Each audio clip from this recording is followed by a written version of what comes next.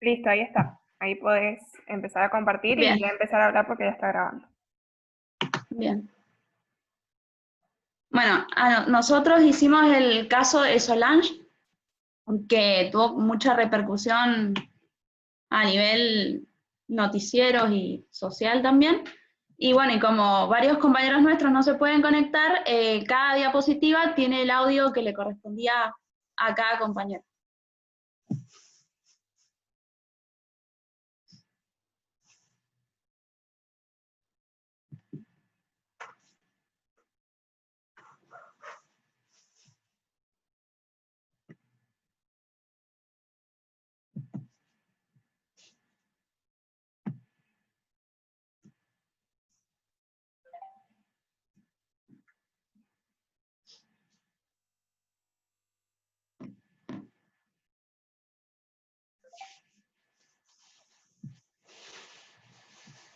Hoy.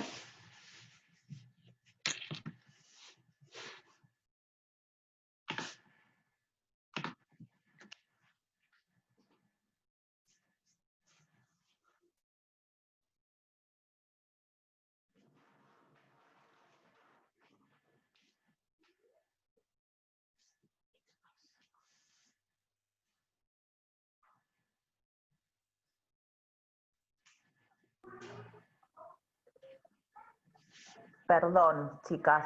Sí, Me parece que tenés que poner no escucho. presentación con diapositivas y tenés que poner no solamente compartir pantalla, sino también compartir el audio.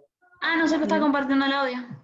No, Bien, Claro, yo porque pensé le que tenés sí. que poner, sí, vos lo que podés escuchar, pero nosotros no, porque creo que le tenés que poner eso también. No solamente compartir pantalla, sino compartir audio, me parece.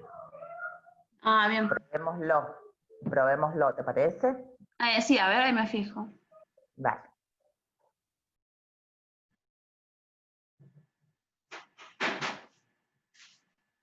Se le permitiese el paso. Bien, ahí lo pongo de vuelta entonces. Y ponerlo en presentación, porque ahí estamos viendo el Power, pero no en modo presentación de diapositiva. Claro, lo que pasa es que esta primera diapositiva no sé si va a arrancar automáticamente cuando lo ponga en presentación el audio porque hay dos audios. Ah, bueno, bueno. La está bien. segunda creo que sí, pero esta no sé. Vale. A ver.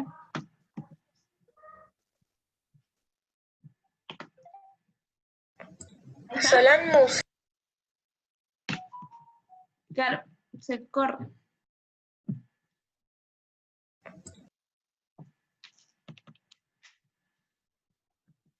Lo que pasa es que si lo pongo en modo presentación se cambian las diapositivas sola y no deja que el audio termine de pasar.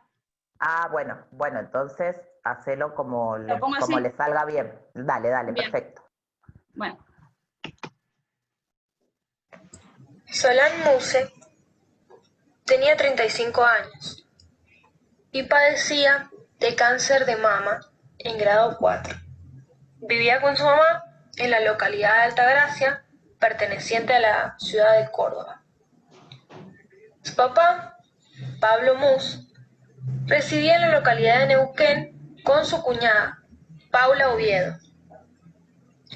Debido a que desde el mes de marzo Pablo no se reencontraba con su hija Solange, él mismo solicitó un permiso a la ciudad de Córdoba para que se le permitiese el paso para poder reencontrarse con su hija, debido a su estado crítico de salud.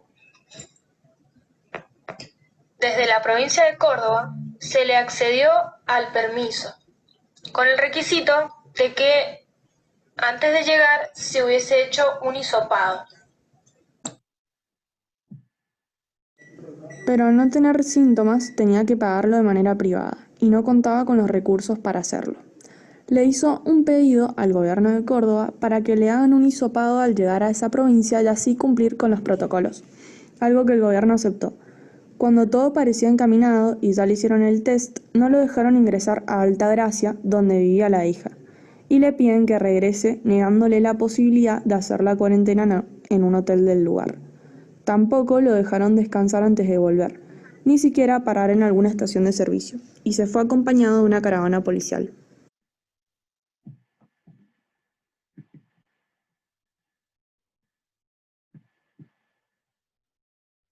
Motivos por los que no dejaron pasar a Pablo Mus a la provincia de Córdoba. El motivo principal de que no lo hayan dejado pasar a la provincia fue por los requisitos en el marco de la pandemia de COVID-19. Si bien Pablo Mus tenía un permiso especial para visitar y despedirse de su hija, no se le permitió ingresar a la provincia. Desde el Centro de Operaciones de Emergencia de la provincia de Córdoba, argumentaron que Mus se hizo presente en el límite de la provincia de Córdoba el 16 de agosto con el objetivo de ingresar a la provincia sin el certificado de hisopado negativo, tanto él como su acompañante, y sin realizar la correspondiente solicitud de ingreso. El COE agregó que el pasado 17 de julio del presente año fue publicado en el sitio web del gobierno de la provincia, en la sección referida al COE, el protocolo de ingreso a Córdoba, el cual establece las condiciones para acceder al territorio provincial. El mismo sostiene que cualquier persona debe presentar un certificado de hisopado negativo, realizar una solicitud de ingreso y guardar una cuarentena obligatoria de 14 días en un hotel. Dada la situación planteada, se efectuaron 2 test serológicos. Ambas muestras resultaron dudosas, donde de tal modo fue inhabilitado su acceso a la provincia, no solo por incumplir los requisitos del protocolo de ingreso, sino también por el resultado del hisopado.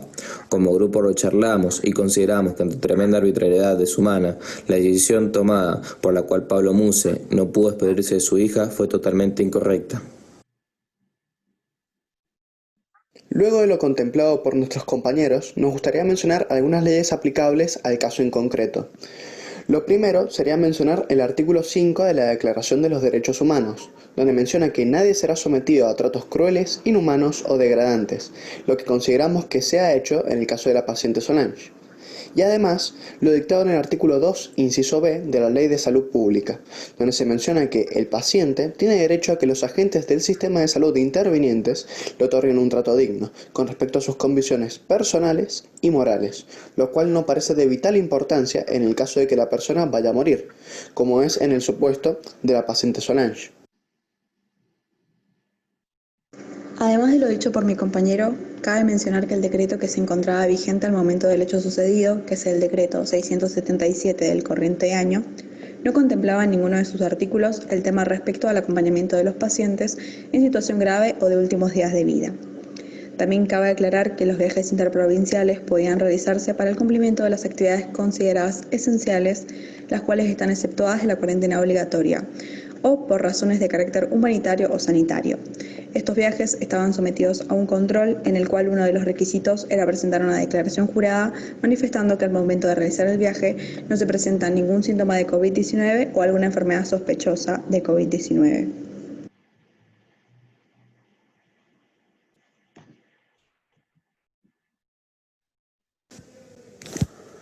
¿Qué derechos fueron afectados? El caso visto desde el lado jurídico lo consideramos como una clara violación a los derechos fundamentales, a la dignidad personal y a los derechos humanos. También a la inviolabilidad de la persona humana, ubicada en el artículo 51 del Código Civil y Comercial, al derecho a morir dignamente y al derecho a entrar, permanecer, transitar y salir del territorio argentino. Derecho a un trato y muerte digna. Una emergencia pública implica una restricción a los derechos, pero nunca una anulación de los mismos. La inviolabilidad de la persona humana, artículo 51, Código Civil y Comercial, dice que la persona humana es inviolable y en cualquier circunstancia tiene derecho al reconocimiento y respeto de su dignidad. El derecho de morir dignamente de una persona que está pronosticada por enfermedad terminal tiene alcance jurídico o se extiende en la asistencia de cuidados paliativos, como también a ser escuchada y que le proporcionen los medios para ser acompañada en la etapa final de su vida por sus seres queridos, es decir, para la contención del sufrimiento, además de asistencia psicológica, derecho que se extiende y busca humanizar el proceso final de la vida y en tales términos hace referencia a principios bioéticos. El derecho a ser escuchado, acompañado durante la etapa final de la vida, nos corresponde a todos por el solo hecho de ser personas. Las leyes son insuficientes para explicar todos los casos en contextos como el de ahora que no estaba previsto. Pero existe el derecho natural como el de una persona que quiere despedir a un ser querido que está muriendo y que no puede ser negado. No hay norma positiva que diga que no se puede respetar algo tan elemental. Hoy en día existe la ortotanasia, que a diferencia de otros procedimientos como la distanasia o la eutanasia, ayuda a morir con dignidad a la persona que está internada en un establecimiento médico, tomando todas las medidas encaminadas a mejorar la calidad de vida de los enfermos a quienes se les pronostica la muerte a corto plazo, procurando la comunicación y el diálogo del paciente con personal de apoyo médico y principalmente con sus familiares y amigos, derecho que se le negó a Solange debido a la negligencia de las autoridades competentes en el tratamiento de una situación de tal magnitud, por las restricciones sanitarias de acuerdo al decreto de necesidad y urgencia. Solange pidió expresamente la compañía de su padre antes de tener que realizarse otro procedimiento médico para hacerle frente a su enfermedad, el cual no veía desde que empezó el aislamiento social y obligatorio. Luego, el 16 de agosto, se le negó la entrada a su padre y ella, luego de enterarse de eso, escribió una carta reafirmando su pedido, afirmando que hasta su último suspiro tenía sus derechos y que nadie le iba a arrebatar eso. Pero como sabemos, finalmente, el 21 de agosto, Solange entró en una descompensación, fue llevado a un sanatorio donde finalmente murió, sin haberse podido despedir de su padre. Derecho a entrar, permanecer, transitar y salir del país. Las restricciones sanitarias impuestas por el COVID-19 y el cumplimiento de las mismas fue totalmente arbitraria, ya sobrepasado el límite de lo humanamente razonable. No se tuvo en cuenta la particular situación en la que se encuentran las personas que tienen familiares enfermos y que hace mucho tiempo no los ven y no se tomaron las medidas para no cercenar derechos fundamentales.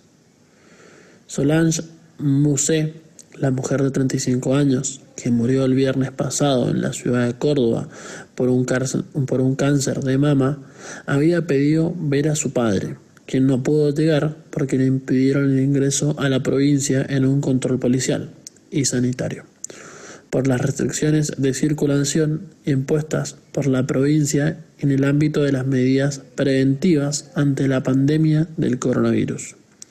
Su padre, con residencia en Neuquén, pudo llegar al velorio por una autorización de la Justicia Federal cordobesa.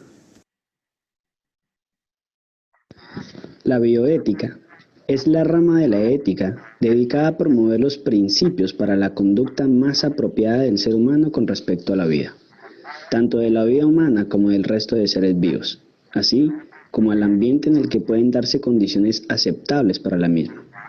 En la bioética hay 4 principios. La autonomía expresa la capacidad de darse normas o reglas a uno mismo sin influencia de presiones, constituyendo un derecho del paciente y un deber del médico. Pues las preferencias y los valores del enfermo son primordiales desde el punto de vista ético y suponen que el objetivo del médico es respetar esta autonomía porque se trata de la salud del paciente. Ahora vamos a ver qué opinan los profesionales. Por un lado tenemos a Susana Dononi, médica bioeticista, que dice que en un primer momento las recomendaciones del COE brindaban la posibilidad de proteger los derechos individuales de cada persona, pero que en este caso particular sería mejor resolverlo a partir de una ética personalista que tiene como finalidad promover el bien íntegro de la persona humana. Después tenemos a Armando Andruet, que fue uno de los coordinadores del Comité de Bioética del COE, que dice que en estos sucesos como el de la pandemia se visualiza con mejor entidad los dilemas éticos o bioéticos. También dice que algunos gobiernos en pandemia intentan controlarlo todo basándose únicamente en la protección de la salud de la comunidad, pero que aún en estos contextos no es homologable el último adiós o la visita a un familiar, sino que hay una afección a los derechos y sentimientos que es irreversible. Por eso, sería importante adoptar el criterio de flexibilidad y asegurar que los protocolos tengan comunicación dentro de las estructuras. Esa flexibilidad supone comprender a cada enfermo como sujeto de una enfermedad y acomodar muchas cosas a la naturaleza de ese sujeto. Hay enfermos y no enfermedad. Finalmente, las repercusiones jurídicas del caso han sido 3. 1. El pedido del Gobierno Nacional a las provincias para elaborar protocolos de despedida de pacientes graves. 2. La denuncia del Estado argentino ante la Corte Interamericana. Y 3. La denuncia penal al Gobierno de Córdoba. Con respecto a los protocolos, el último DNU autorizó el acompañamiento de pacientes internados en sus últimos días de vida. Establece que las provincias deberán prever la aplicación de un protocolo que resguarde la salud del acompañante y que cumpla con las instrucciones del Ministerio de Salud de la Nación. Sin embargo, varias provincias se han adelantado a implementar sus propios protocolos estrictos. En primer lugar fue realizado por La Rioja, luego se sumó San Juan y posteriormente Mendoza. Al mismo tiempo, Córdoba fue incorporando guías de visita. En cada provincia, los protocolos incluyen edad necesaria, buen estado de salud y consentimiento informado.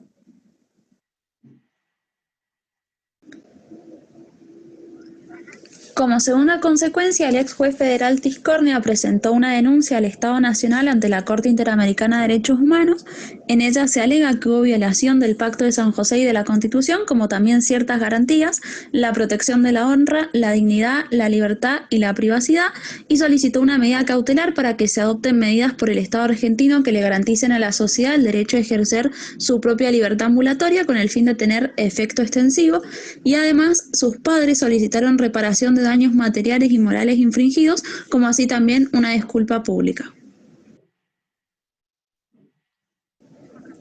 Y como última consecuencia, el abogado de la familia presentó una denuncia en la Justicia Federal para que investiguen el rol de las autoridades del Gobierno de Córdoba, porque según él las acciones desplegadas son antijurídicas y no están justificadas moral ni jurídicamente, y además hay una omisión antijurídica que hace al deber de prevención, y se le pide a la justicia indagar si el COE violó el protocolo, como también cualquier otro actor que por acción u omisión tenga alguna responsabilidad, y si hubo abusos de autoridad, violación de los deberes de funcionario público y privación ilegítima de la libertad.